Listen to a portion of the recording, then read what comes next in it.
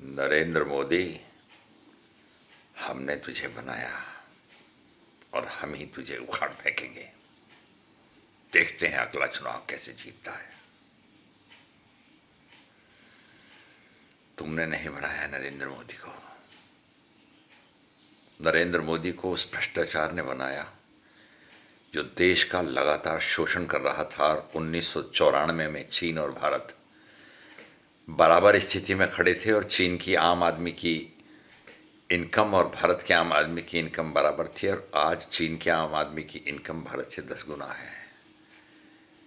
नरेंद्र मोदी को उस भ्रष्टाचार ने बनाया जब 2G स्पेक्ट्रम में एक 200 रुपये की बाल्टी का बिल 15,000 रुपये डाला जाता था और 30,000 रुपये की ट्रेड मिल का किराया 20,000 रुपये रोज डाला जाता था।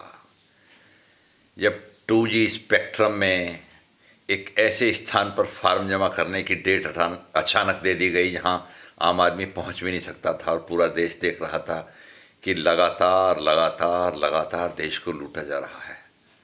उस भ्रष्टाचार ने बनाया और उस अव्यवस्था ने बनाया और उस कायरता ने बनाया जब 26/11 में पाकिस्तान के लोगों ने भयंकर रूप से बंबई में आतंक बर्पा किया और भारत हिजड़ों की तरह शांत बैठा तमाशा देखता रहा।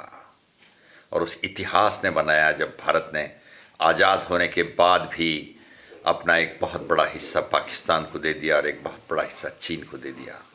नरेंद्र मोदी को तुमने नहीं बनाया। मगर यूजीसी से 3 तरह के लोग परेशान हैं। सोशल मीडिया पर और इलेक्ट्रॉनिक मीडिया पर या प्रिंट मीडिया पर 3 तरह के लोग अपना प्रतिरोध दर्ज करा रहे हैं। 3 तरह के लोग कौन से हैं?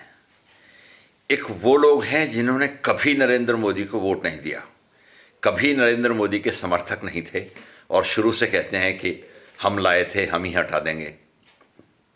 एक वो लोग हैं, छद्म कांग्रेसी हैं, कभी ब्राह्मण बन जाते हैं, कभी मुस्लिम बन जाते हैं, कभी दलित बन जाते हैं और वो नाना रूप में ये सपने देखते रहते हैं कि किस तरह हम नरेंद्र मोदी को उखाड़ पाएं। दूसरी तरह के वो लोग हैं जो कट्टर भाजपा समर्थक थे, जिन्होंने हमेशा भारतीय जनता पार्टी का साथ दिया मगर यूजीसी के कारण निराश हुए, डर गए। ये वो लोग हैं जो नाराजगी तो व्यक्त करेंगे मगर पार्टी के साथ रहेंगे। और तीसरी तरह के वो लोग हैं जो राजपूत हैं। सॉरी, मैं किसी जाति की बात नहीं कर रहा, राज के पूत हैं। मेरे एक मित्र कहते हैं कि हम तो राज के पूत हैं, जिसका राज उसी के पूत। तो ये वो लोग हैं जो मौका परस्त हैं, जिस पार्टी की हवा बहती है उसके साथ जुड़ जाते हैं। तो ये 3 तरह के लोग हैं।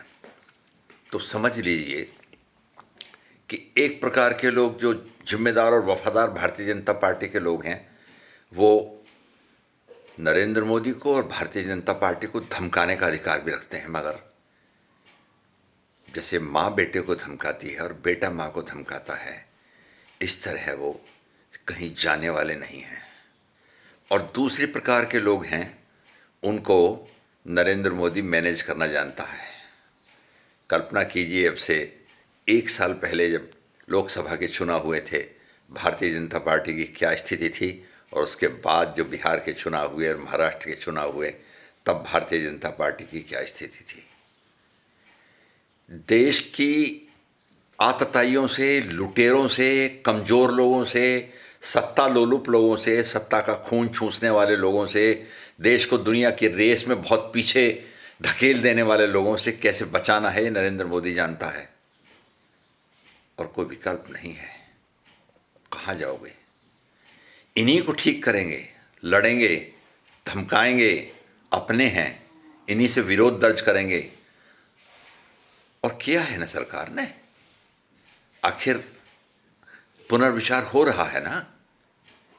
विश्वास के साथ कहता हूं कि मोदी है तो सब कुछ संभव है, सब ठीक हो जाएगा, डरने की जरूरत नहीं है।